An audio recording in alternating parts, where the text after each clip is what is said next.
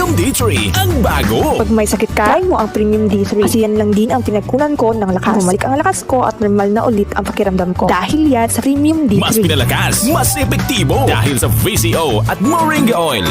Mabibili sa mga butika. Para sa damit na ka-bloom sa bango, subukan ang Charm Fabric Conditioner. Charm Fat Con, bangong kumaka-bloom. Charm Fat Con, damit ay may bango ng salibong bulaklak. Charm Fabric Conditioner with Stay Fresh Technology.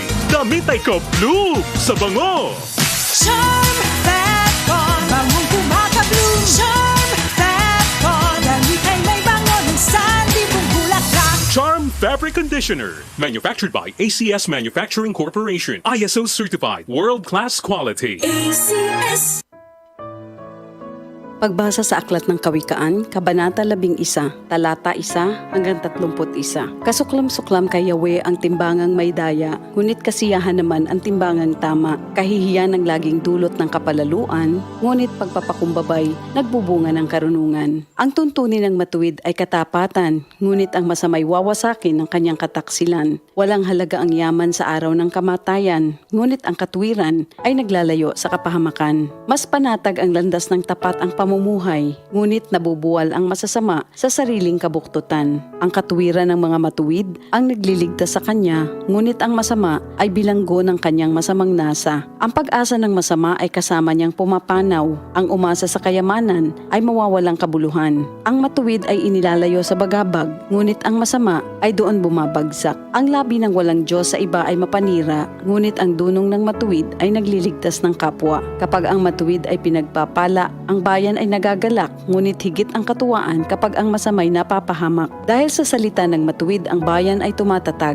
ngunit sa kasinungalingan ng masama, ang lungsod ay nawawasak. Ang kapos sa kaalaman ay humahamak sa kapwa, ngunit laging tahimik ang taong may unawa. Walang maitatago sa bibig ng madaldal, ngunit ang tunay na kaibigan, iyong mapagkakatiwalaan. Sa kakulangan ng tuntunin ng bansa ay bumabagsak, ngunit sa payo ng nakararami, tagumpay ay tiyak. Ang nananagot para sa iba, sa gusot ay nasasadlak, ngunit ang ayaw gumarantiya ay malayo sa bagabag. Ang babaeng mahinhin ay nag-aani ng karangalan, ngunit ang walang dangal, tambakan ng kahihiyan. Lagi sa kahirapan ang taong tamad, ngunit masagana ang buhay ng isang masipag. Ang taong mabait ay nag-iimpok ng kabutihan, ngunit winawasak ng marahas ang sarili niyang buhay. Ano man ang anihin ng masama ay walang kabuluhan, ngunit ang gawang mabuti ay may pagpapalang taglay. Ang taong nasa matuwid ay makasusumpong ng buhay, ngunit ang landas ng masama ay patungo sa kamatayan. Ang kaisipang masama kay Yahweh ay kasuklam-suklam, ngunit ang lakad ng matuwid kay Yahweh ay kasiyahan. Ang taong masamay di makaliligtas sa kaparusahan, ngunit hindi maaano ang nabubuhay sa katwiran. Ang magandang babae ngunit mangmang naman ay tila gintong singsing sa nguso ng baboy. Anumang nais ng matuwid ay nagbubunga ng kabutihan, ngunit ang mahihintay lang ng masama ay kaparusahan. Ang taong mapagbigay ay lalong yumayaman, ngunit naghihirap ang tikom ng mga kamay. Ang taong matulungin sasagana ang pamumuhay, at ang marunong tumulong ay tiyak na tutulungan. Sinusumpa pa ng lahat ang nagkakait ng butil, ngunit pinupuri ang nagbibigay ng pagkain. Kung mabuti ang hangarin, ikaw ay igagalang. Kapag humanap ng gulo, iyon ay masusumpungan.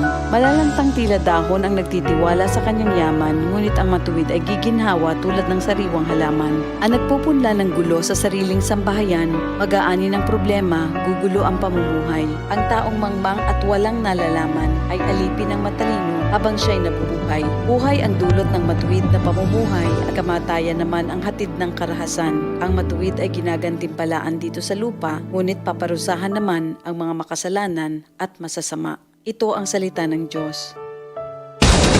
RMN sa Metro Manila, DZXN. Radyo Trabaho, DZXN. ang tunay na gabay sa hanap buhay.